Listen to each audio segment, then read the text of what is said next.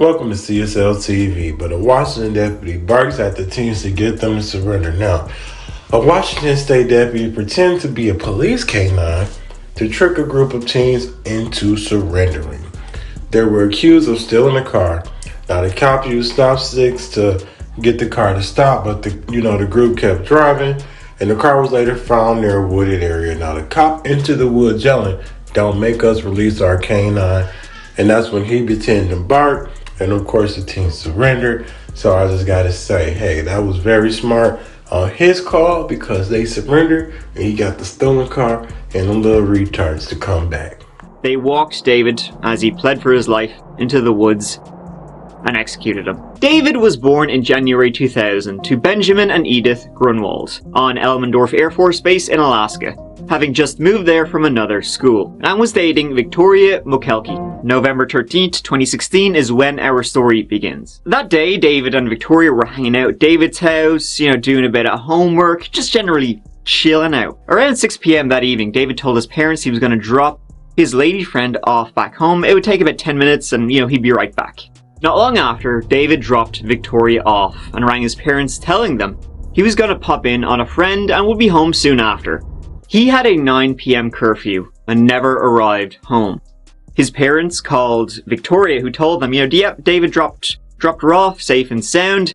So then they called the friend David said he was going to go see, who said David was never here. His parents then drove around town, see if they could have a go. They were trying to call him. They weren't able to get through to his phone, and they eventually reported him missing. It was the very next day, the 14th of November, that something was found. It wasn't David, but it was his Ford Bronco. Though this wasn't really a good sign, as it had been burnt to and left just off the road about 20 miles from Victoria's house in the middle of nowhere. And I said, damn, that's crazy. Kid missing, and then you find his Bronco all burnt up. Now, no body or anything is in there. I know this just started, but man, this is crazy. I know as a parent, that would be a terrifying feeling. It's something I hope I never have to experience. Middle of nowhere. I said, well, then let's plan on 9:20. That gives you a little bit of time, and that way you'll know when to be home. And so he said, okay, sounds good, thanks. And then I never heard from him again. It would be the 3rd of December, about 3 weeks after David disappeared, that the next update would come in. Wasn't a good one. Human remains had been found. It was David. He was frozen in the snow about 20 minutes from Palmer. And it was the very same day that it was announced that arrests had been made. 16-year-old Eric Allmendinger was charged as an adult with first-degree murder and kidnapping. Eric was the friend, David said he was going to go see. The next day, David's Bronco was discovered, so the police then were fairly adamant to speak with Eric. He told them you was going to see happened to be the friend they just caught because of what just happened to your body that they found frozen, as well as, the Bronco got burned down, and then he was supposed to meet him. He told them, no idea what happened to David. I haven't seen him even in weeks, sure. But he did drop off a friend to Eric's house the night before.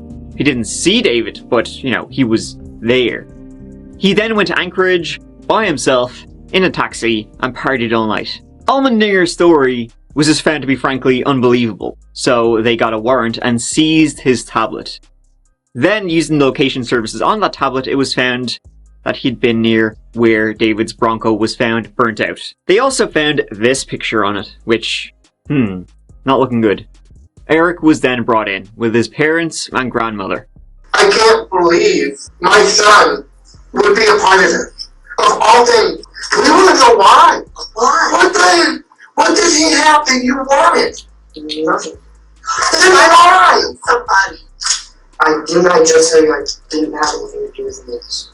That night, the 13th of November, David went to Eric's, and David, Eric, and another teen named Dominic Johnson were hanging out in a 1971 camper van behind Eric's house.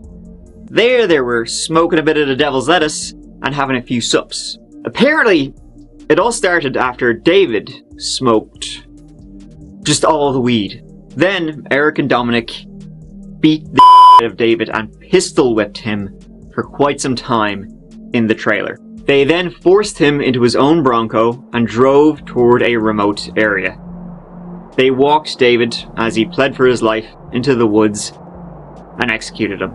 They then got back into the Bronco, drove it, and set it on fire, where it would be discovered the next day. They got a taxi then back into town to Eric's, tried to clean up the trailer using bleach and burning a carpet. So, after the arrest of Eric Allmendinger and the discovery of David's body, 4 more teenagers would be arrested. These are the 5 teenagers charged in connection to David Grunwald's murder. Eric Allmendinger, Bradley Renfro, Dominic Johnson, and Austin Barrett face murder and kidnapping charges. On the way out of the room, Renfro appears to say, "Do something," directly to the Grunwald family. It wasn't just David, Eric, and Dominic in the trailer. There was 4 of them involved in the murder. A criminal justice technician would show, during the trial, several images of the group drinking together the day after David's death. So they weren't too upset really over that. They also were all pinged via mobile phones to the same cell tower that night, at Eric's and all the way to where David was killed. They were all there. They were all involved. In the end, Eric Allmendinger was found guilty of first-degree murder, second-degree murder, manslaughter, criminally negligent homicide, kidnapping, vehicle theft, arson, and evidence tampering, covering all their bases there. And finally, juror number 16. Ma'am, are these verdicts your verdict? Yes, they are. Dominic, when he was up, he too yelled bingo and was guilty on all counts. Still to this day, no one really knows who pulled the trigger. Some say Eric, others say Dominic, or even Austin. No one really knows what happened. They all pointed a finger at each other. 3 of them remain in jail. Their sentencing will likely be sometime this year, so they're still rotting away. I wonder if Bradley will be saying this to the judge at his sentencing. Careful, Bradley. He might just do something. Now, this little weird motherfucker right here gonna say do something. Do something. If that wasn't the biggest taunt in the courtroom, and you know they did this shit all over fucking weed, like damn. For one, you're not supposed to be the one to take or hurt or harm anybody, and then 2, you're not fucking high powered to say, hey, I think today's your day, because who are you to make those type of judgment calls? Now, rest in peace to my boy. You know, he was just trying to get high. He probably was going through something while he smoked most of the shit up. 12 teen inmates overtook a juvenile detention facility.